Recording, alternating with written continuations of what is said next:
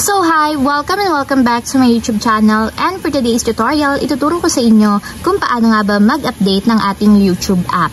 But first, kindly subscribe to my channel and don't forget to hit the subscribe button and the bell to notify you for my new updates. And if you want to learn more, just keep on watching and let's start!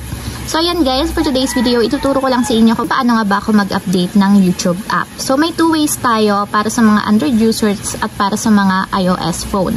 So kung iOS phone guys, pwede kayo mag-update sa App Store. And para sa mga Android users is sa Google Play Store naman.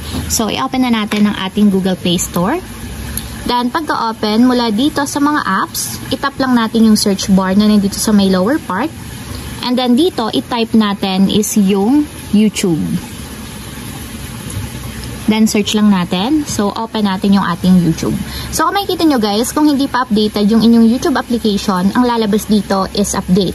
Pero kung updated na yan guys, open na lang yung lalabas. So since nga hindi pa to updated, ang kailangan tap natin yung update.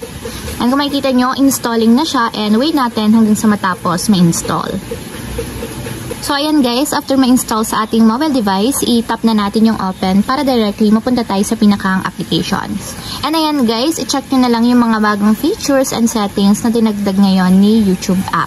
So ayan lang guys, ganun lang kasimple kung paano nga ba mag-update ng ating YouTube app. If you have a question, click comment down below and don't forget to hit the subscribe button and the bell to notify you for my new updates. And thank you for watching! Living life, every day, late at night, not okay.